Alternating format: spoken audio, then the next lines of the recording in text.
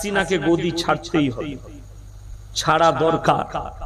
ভালো ভালো উলামায়ে দ্বীন জেলের কুঠরিতে, যারাই হক কথা বলেছে জেলের কুঠরিতে। আমার ভিসা বাতিল করা আছে, আমার নামে অ্যারেস্ট ওয়ারেন্ট জারি করা আছে। পা দিলি অ্যারেস্ট করো সেই মৌলবি। আমি যেতে পারি না বাংলাদেশ, প্রচুর ইনভাইট আছে। যারা ছাত্র ছাত্রীদের উপরে গুলি চালিয়েছে এর বিচার আল্লাহ করবে না করবে।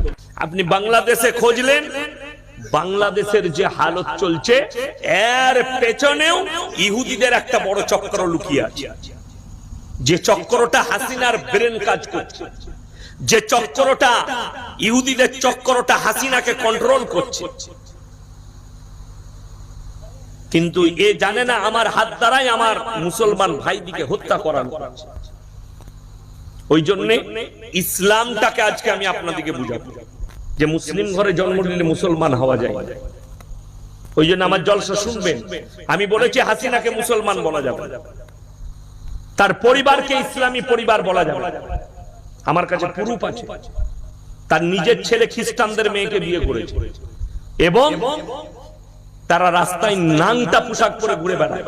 তার নিজের বোনের ছেলে ইহুদিদের ছেলেকে বিয়ে করেছে, বোনের ছেলে ইহুদিদের মেয়েকে বিয়ে করেছে, খ্রিস্টানদের মেয়েকে বিয়ে করেছে।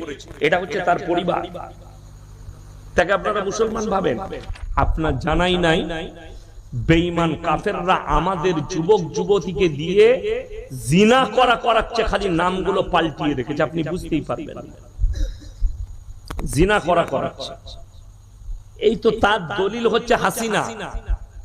সে তার ছেলে, সে নিজেকে মুসলমান দাবি করছে, অথচ তার ছেলে নিজেকে মুসলমান দাবি করছে, অথচ সে একটা খ্রিস্টানদের মেয়েকে বিবাহ করেছে, সে তার ধর্ম পালন করেছে,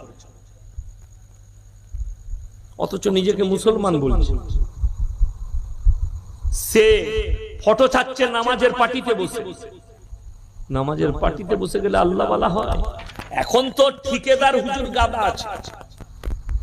এই বাংলাদেশে একজন আছে ডাক্তার কাফিল উদ্দিন, সে কিছুদিন আগে বক্তব্য দিয়েছিল, আমি ওদিকে জিলাপি হুজুর বলি, ওদের নাম রেখেছি গুটকা খোরার জিলাপি হুজুর, এরা আমি নাম রেখেছি। কি বলছে?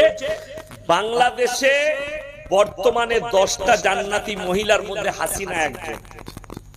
এই কথাটা বলার কারণে এই মৌলবি জান্নাতে যেতে পাবে নাকি এটাও সন্দেহ আছে। একেও আটকে দিবেন এই ভাষাটা বলার কারণে। আপনাকে দোয়া করতে হবে, আল্লাহ ঈমানের সঙ্গে মৃত্যু দাও, আল্লাহ হাসিনা যদি মুমিন হয় তাকে জান্নাতি দাও। আল্লাহর বিচার কিন্তু বড় কঠিন, আল্লাহর বিচারে আওয়াজ ওঠে না। তাই সকল ভাইকে অনুরোধ করব যে আপনারা সবাই আজ থেকে আমরা সবাই মুমিন হব। জোরে বলুন ইনশাআল্লাহ। হাদিসুন নিসাই চলবেন না, মেয়েদের হাদিসে চললে অনেক জায়গায় বিপদে পড়বে, অনেক জায়গায়। যেমন বিবাহ মসজিদেই বয়ান করলাম আজকে কেশপুরে, যে মসজিদ আল্লাহর ঘর এত সুন্দর জায়গা। আপনাদের অনেকের জানা নাই, আলেমদিকে জিজ্ঞেস করবেন। রাসূল সাল্লাল্লাহু আলাইহি সাল্লামের যুগে, হযরতে উমরের যুগে, হযরতে আলীর যুগে, হযরতে উসমানে গনির যুগে, হযরতে আবু বকর সিদ্দিক রাদিয়াল্লাহু তাআলা আনহুর যুগে, সেই সাহাবীদের যখন খিলাফতের যুগ চলেছে, রাসূলের আমল থেকে মসজিদের ভেতরে নিকাহ হতো, মসজিদের ভেতরে বিচার হতো, মসজিদের ভেতরে ফয়সালা হতো। আজকে বিয়েটা যখন রাস্তায় গেছে, প্যান্ডেলে গেছে, সমস্ত হারাম কাজ আমাদেরকে ধরে ফেলেছে।